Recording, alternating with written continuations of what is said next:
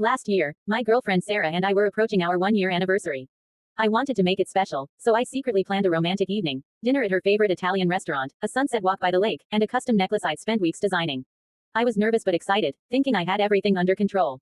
Sarah, meanwhile, kept dropping hints about big plans she was making, which I assumed was just her being sweet and planning something small to compliment my efforts. Oh, how wrong I was. The day before our anniversary, Sarah seemed oddly giddy, texting me cryptic messages like, "Hope you're ready for tomorrow." I figured she was just hyped for the restaurant. That night, I double-checked the reservation and wrapped the necklace box, feeling like a relationship genius. The next morning, Sarah called me at 7 a.m., whispering, "Pack a bag, we're leaving in an hour." I froze. Pack a bag? For what? She refused to explain, just said to trust her and bring something nice to wear. Confused but curious, I threw some clothes in a duffel and waited. Sarah pulled up in her beat-up hatchback, grinning like she'd won the lottery. "Get in, we're going on an adventure," she said. I tried to ask about my dinner plans, but she waved me off, saying, "No time for questions, we've got a schedule." 2 hours later, we were at a tiny airfield, where Sarah proudly announced she'd booked us a hot air balloon ride at sunrise, her big anniversary surprise. My jaw dropped. It was incredible, floating over rolling hills as the sky turned pink, but my brain was screaming, what about the restaurant?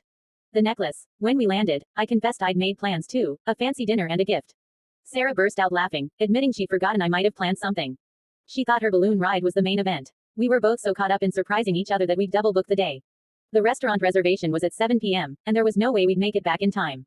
Panicked, I called the restaurant to reschedule, but they were booked solid for weeks. Sarah, unfazed, suggested we grab takeout pizza and eat by the lake instead.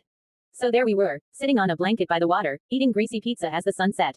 I gave her the necklace, and she teared up, saying it was perfect. She then pulled out her own gift for me, a scrapbook of our first year together, filled with photos, ticket stubs, and little notes. We laughed about our planning fail, realizing we'd both gone overboard trying to make the day special. In the end, the pizza, the lake, and the mismatched surprises felt more us than any fancy dinner could have been. We still joke